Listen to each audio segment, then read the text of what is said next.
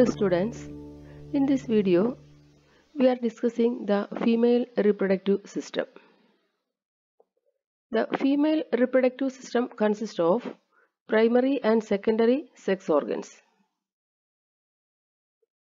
In females, the primary sex organs are the ovaries because they produce the female gamete, the ova.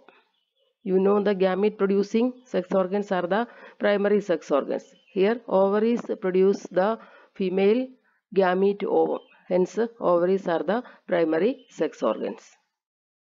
Secondary sex organs include accessory ducts, accessory glands and external genitalia. We can see the ovaries. A pair of ovaries are present. Ovaries produce the female gamete ovum and also steroid hormones. So ovaries produce gamete, at the same time hormones also. They are found one on each side in the lower abdomen and remain attached to pelvic wall and uterus by ligaments. They are found in the lower abdominal region and found attached to the pelvic wall and uterus by ligaments. Each ovary is about 2 to 4 centimeters in length, and each ovary is covered by a thin epithelium which encloses the stroma. Stroma is divided into peripheral cortex and inner medulla. So the peripheral portion of the stroma is the cortex and inner portion is the medulla. Look at the diagram. We can see the ovaries, one on each side. Here left ovary, this is the right ovary. And accessory ducts also can be seen here. You can see what are the accessory ducts. Accessory ducts include oviducts or fallopian tube. Here we can see fallopian tube, can also be called oviduct. Then uterus and vagina. This is the uterus median chamber. This is the uterus and vagina. The fallopian tube and the uterus can be distinguished into different regions. First we can see the oviduct or fallopian tube. The fallopian tubes carry ovum from ovary to the uterus. Ovum is produced in ovary and it is carried to the uterus by means of this tube. That is fallopian tube or oviduct. It is about 10 to 12 centimeters long and not attached to the ovary. It is not attached to the ovary. It consists of 3 parts. They are the infundibulum. We can see the diagram. Infundibulum. It is a funnel-shaped portion. Wide and funnel-shaped portion is called the infundibulum. Then comes another wider region called the ampulla. And again a narrow region can be seen, that is called the isthmus. So 3 portions of the fallopian tube are infundibulum, ampulla and isthmus. The funnel-shaped portion is the infundibulum, the wider portion is the ampulla and the narrow region is the isthmus. The isthmus joins with the uterus. On the other side also we can see this attached to the uterus.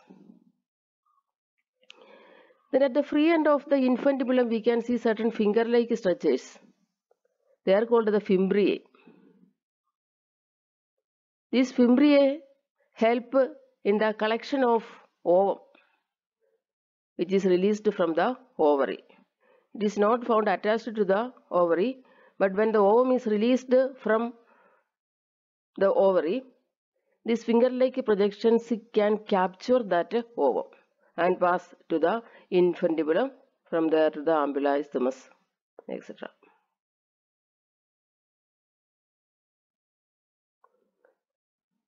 So accessory ducts include oviduct, or fallopian tube, uterus and vagina. Oviducts or fallopian tubes, the tube which carry ovum from ovary to the uterus. It is about 10 to 12 centimeter long and not attached to the ovary. It consists of three parts that we have seen. They are the infundibulum, ampulla and isthmus.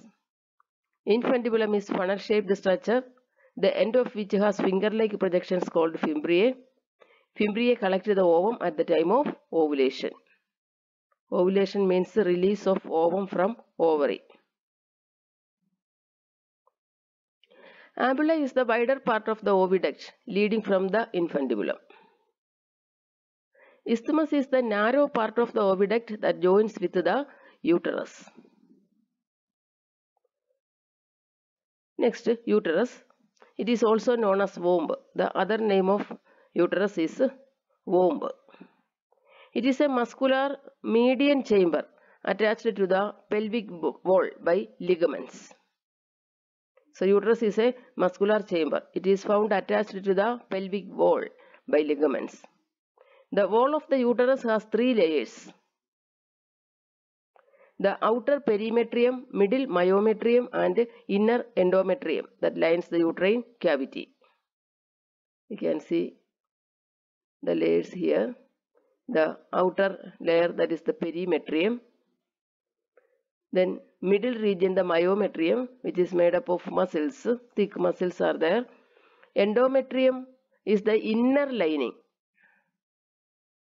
Inner lining of the uterus is called the endometrium. It is lined by glandular epithelium. So these are the three layers: outer perimetrium, middle myometrium and inner endometrium.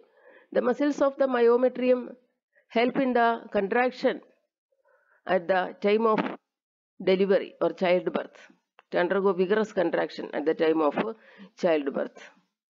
Endometrium lines the uterine cavity and it undergoes cyclic changes during menstrual cycle. You can go to the description.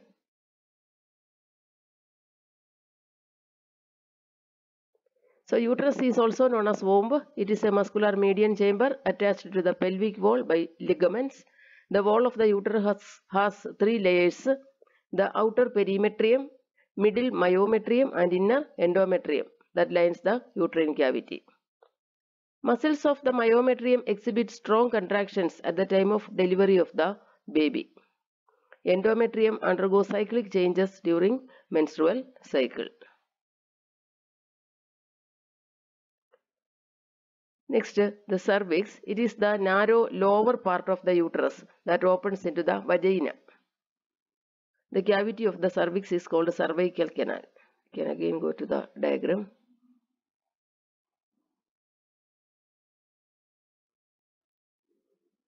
See, this is the cervix. This is the lower part of the uterus. That is the cervix. There is a cavity inside the cervix that is called cervical canal. The cervical canal opens into the vagina. Vagina opens to the exterior.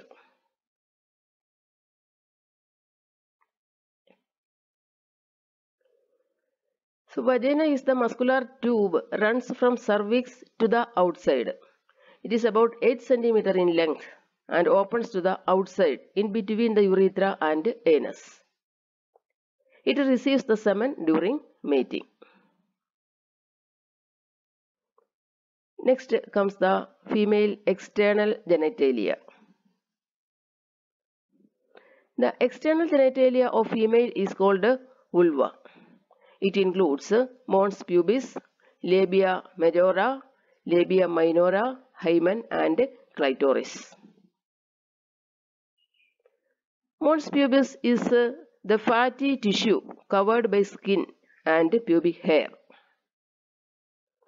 Labia majora is the two folds of fatty tissue that extend from the mons pubis and surround the vagina.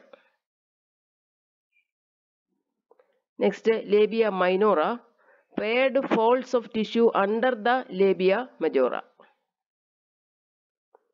Next, clitoris. It is a small finger-like structure at the upper junction of labia minora above the urethral opening.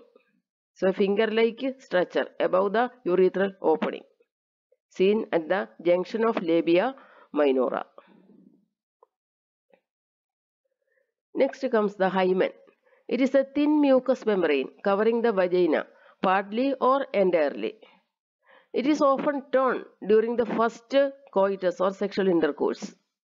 It can also be broken during sports like horse riding, cycling, or sudden fall. So, hymen is a thin mucous membrane covering the vagina, either partly or entirely. Next, glands. The main gland include mammary glands, or commonly called breast. Human females has a pair of mammary glands that contain glandular tissue and fatty tissue.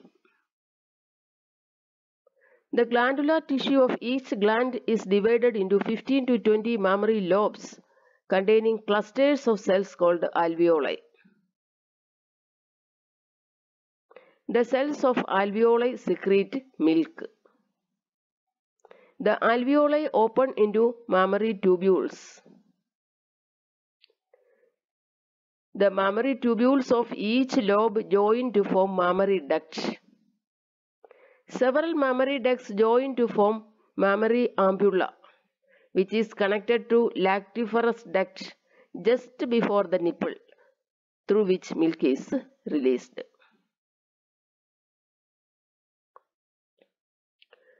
Next, we can see certain important questions from this portion. Name the primary sex organ in human females. Ovary. Name the secondary sex organs in females. Fallopian tube, uterus, mammary glands, and external genitalia. What are the different parts of fallopian tube? Infundibulum, ampulla, and isthmus. What is fimbriae? Mention its function. The finger-like projections found at the end of infundibulum is called fimbriae. It collects the ovum from the ovary at the time of ovulation. Next, the wider part of the oviduct, ampulla. The part of the oviduct that joins with the uterus, isthmus. Funnel-shaped portion of oviduct or fallopian tube, infundibulum. Then name the different layers of uterine wall. Mention their significance. The different layers of the uterine wall are outer perimetrium, middle myometrium, and inner endometrium. Myometrium contains a thick layer of smooth muscles which exhibit strong contractions at the time of delivery. Endometrium is the inner glandular layer that lines the uterine cavity.